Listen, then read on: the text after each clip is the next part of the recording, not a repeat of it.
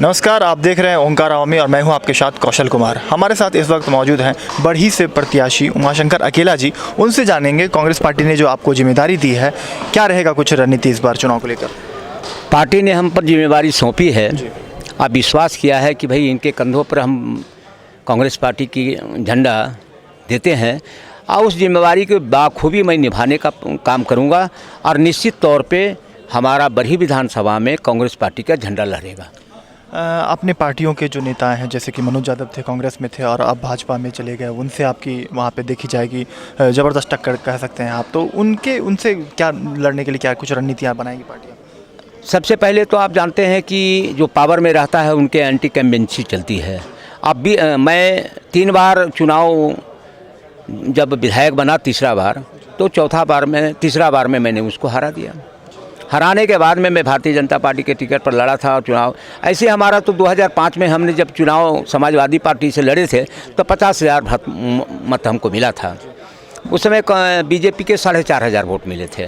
2009 में लाचारी हुआ कि हमारे पास बैनर नहीं था इधर और हमको भारतीय जनता पार्टी ने टिकट दिया और टिकट दिया तो मैं उसको 8,000 वोट से चुनाव हरा दिया। और 2014 में हमारे ही लोगों ने गद्दारी की। हमारे ही लोगों ने, भारतीय जनता पार्टी के बड़े नेताओं ने गद्दारी करके हमको चुनाव हराने का प्रयास किया। कारण है कि हमारा विचार यानी कि समाजवादी विचारधारा से मैं बिलोंग करता हूं। मैं भगत सिंह का अनुयायी हूं और राष्ट्रभक्त और देशभक्त के बारे में हमको पूरी जानकारी है। तो हमको वहाँ बहुत घोटन महसूस हो रहा था अभी, और हमको पार्टी ने धोखा दिया। मैं पार्टी को धोखा नहीं दिया। हमको हमारे सीट पर माफिया को लोग बैठा देना ये अच्छा नहीं लगा मुझे। तो हमने सोचा कि भाई सेकुलर पार्टी तो कोई नहीं हो सकता, राष्ट्रीय पार्टी सेकुलर पार्टी है, वो कांग्रेस पार्टी है। तो कांग्रेस पार्टी के नेताओं के पास गया, हम अपनी व्यथा बताने का प्रयास किया और हम पर विश्वास करके आज कांग्रेस पार्टी ने हमारे कंधों पर जिम्मेवारी दी है। और निश्चित तौर पर बढ़ी विधानसभा में लगभग कम से कम तो 30,000 के मार्जिन से वहाँ भारतीय जनता पार्टी के प्रत्याशी हारेंगे। ये मुझे आपको बता रहा हूँ।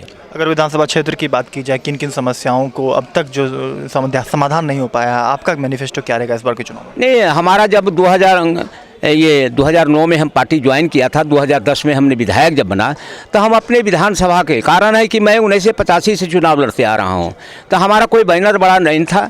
मैं निर्दलीय चुनाव लड़ते रहा और 2005 में हमारी ऊंचाई 50,000 तक पहुँच गई। समाजवादी पार्टी का कोई वहाँ कार्यकर्ता था नहीं। हमारा अकेला यादव के 85 से चुनाव लड़ते आ रहा हूँ, तो लोगों ने हमारे साथ जुड़ते चले गए और शोषित समाज को हमने उठाने का काम किया।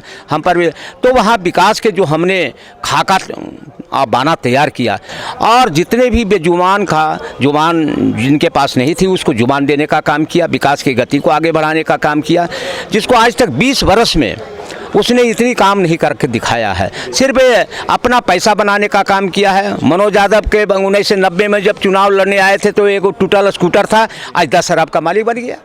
तो कहीं ना कहीं अपनी वोट बैंक के लिए अपनी खजाने भरे जाने की बात आप कह रहे हैं। अगर आपकी बात की जाए तो आज आपका मैनिफेस्टो इस बार के चुनाव को लेकर क्या रहेगा? मेरा मैनिफेस्टो है, पार्टी का मैनिफेस्टो को अनुकूल हम उस पर धरती पर गुजारने का काम करेंगे। कांग्रेस पार्टी का मैनिफेस्टो पर चलेगा अकेला यादव। तो आज सोशल मीडिया के कार्यक्रम में आज यहाँ आप आए हुए हैं, क्या कुछ कार्यक्रम के बारे में कुछ जानकारी दी? कार्यक्रम के बारे में मैं तो पहली बार हमको टिकट मिला रांची दिल्ली से, तो हमने सोचा भाई मीडिया के कार्यक्रम है, तो मैं अभी 10-11 बजे मैं उतरा रांची में।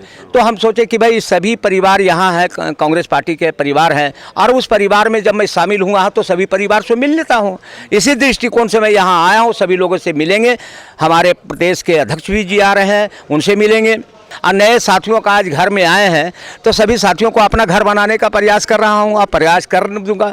एक आखिरी सवाल, भाजपा बार बार कहती है 65 पार, लेकिन अब लगता है उन लोगों में भी पार्टियों में कुछ इधर उधर चल रहा है, लेकिन आप लोगों का क्या नारा रहेगा? एक बात बताइए भैया, आपने महाराष्ट्र में कहा था कि हमको 150 से ऊपर सीट आएंगी, हाँ 200 से ऊपर आएंगी, और आया कितना? 105, ढाक के 3 पात। और हरियाणा में देख लीजिए, कह रहे थे कि हमको 70 आ जाएगा, आ गए 40। तो यहाँ भी जनता अब बेवकूफ़ नहीं है, जनता जानती है और रघुवर के कारण से यहाँ हमको लगता है 25 पार करेगा कि नहीं, 65 तो दूर की बात है। तो खास तौर पर से उमाशंकर अकेला जी थे जो कि बड़ी विधानसभा क्षेत्र से उम्मीदवार बनाया है कांग्रेस पार्टी ने, और साफ तौर से कह दिया कि भाजपा 25 पार भी नहीं कर पाएगी झारखंड में। महाराष्ट्र में, हरियाणा में लाख दावे किए गए, लेकिन यहाँ कांग्रेस पार्टी अच्छे प्रदर्शन करने की उम्मीद जता रहे। लेकिन अब तो यह वक्त ही बताएगा कि कांग्रेस पार्टी कितने सीटों पर चुनाव झारखंड में जीतती है। कैमरा सहयोगी दीपक के साथ ओंकार अवामी के लिए मैं कौशल कुमार।